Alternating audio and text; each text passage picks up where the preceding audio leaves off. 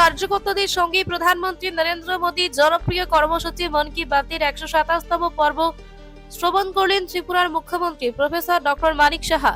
কর্মসূচিতে উপস্থিত ছিলেন স্থানীয় বিজেপি নেতা কর্মী, সমর্থক ও সাধারণ মানুষ। অনুষ্ঠান চলাকালীন সবাই মনোযোগ দিয়ে প্রধানমন্ত্রী মোদীর বক্তব্য শোনেন। মুখ্যমন্ত্রী নিজের সামাজিক যোগাযোগ মাধ্যমের প্রোফাইলে জানান, এই অনুপ্রেরণামূলক পর্বে মাননীয় প্রধানমন্ত্রী সর্দার বল্লভভাই প্যাটেলের ১৫০তম জন্ম জয়ন্তীর তাৎপর্যের উপর বিশেষভাবে আলোকপাত করেন। তিনি জাতির ঐক্য অখণ্ডতার ক্ষেত্রে সর্দার প্যাটেলের অনন্য অবদানের কথা স্মরণ করিয়ে দেন।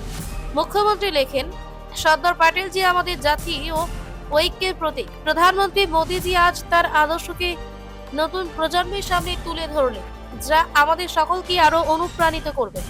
এদিন প্রধানমন্ত্রী দেশবাসীকে আহ্বান জানান, সবাই মিলে দেশের প্রতি নিজেদের অনুভূতি ও ভাবনা সামাজিক মাধ্যমে ভাগ করে নিতে। পর্যন্ত এক নাগারে এর আগে কোনো কেউ এই বিষয়ে কথা বলেনি। পর 7 জন যারা বিশিষ্ট ব্যক্তি জনজাতি তাদেরকে পদ্মশ্রী উপাধি দিয়েছে। এটা তো এর আগে কোনোদিন দেয়নি। আমাদের এখানে রাজ ফ্যামিলির একজন ব্যক্তি, আমরা সবাই জানেন যার নাম এখানে যদি বলি, যে আমাদের প্রথমে উপমুখ্যমন্ত্রী ছিলেন, সেই উপমুখ্যমন্ত্রী জিষ্ণুদেব বর্মাকে ছোট ত্রিপুরার এক রাজ্যে ওনাকে তেলেঙ্গানার মতো এত বড় রাজ্যে রাজ্যপাল বানিয়েছে। সেটা সম্ভব হয়েছে একমাত্র মাননীয় প্রধানমন্ত্রীর জন্য। এবং আমি দেখেছি কেন্দ্রীয় নেতৃত্বের মধ্যে যে ডোনার মিনিস্ট্রি আলাদাভাবে করেছে নর্থ ইস্টকে দেখার জন্য। বেশিরভাগ এখানে জনজাতি তাদের মধ্যে ফিলিংস ছিল। আজকে আপনারা যদি দেখেন ব্রুলিয়ান 23 বছরের সমস্যা, কেউ এই বিষয়ে কেউ কথা বলেনি। আমাদের সরকার আসার পর আমরা করলাম, ক্রেডিট নেয় অন্যজন। আমরা কিন্তু চেষ্টা করেছি ওনাদেরকে 800 কোটি টাকা, প্রথমে 500 থেকে 600 কোটি টাকা, এবার আরো 800 কোটি টাকা। আমি যখন মুখ্যমন্ত্রী হই তখন আমি দেখলাম যেটা ইমপ্লিমেন্টেশন করতে গিয়ে ওনাদের রিহ্যাবিলিটেশন করতে অনেক সমস্যা।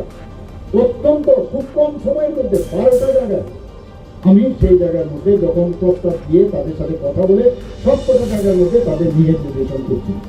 ওনাদের আইডেন্টিটি কার্ড দেওয়া হচ্ছে, রেশন কার্ড দেওয়া হচ্ছে, তাদের বাসস্থানের ব্যবস্থা করা হচ্ছে, ইলেকট্রিসিটির ব্যবস্থা করা হচ্ছে।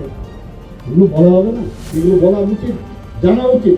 কে করছে? এটা কিন্তু কেউ বলেন। 23 বছর সরকার তো আরো ছিল, কেউ সেই কথাগুলো বলে না। বা অন্যরা এখন যে দাবি করছে তারাও তো কিছু বলেনি, কিন্তু আমরা করেছি এগুলো।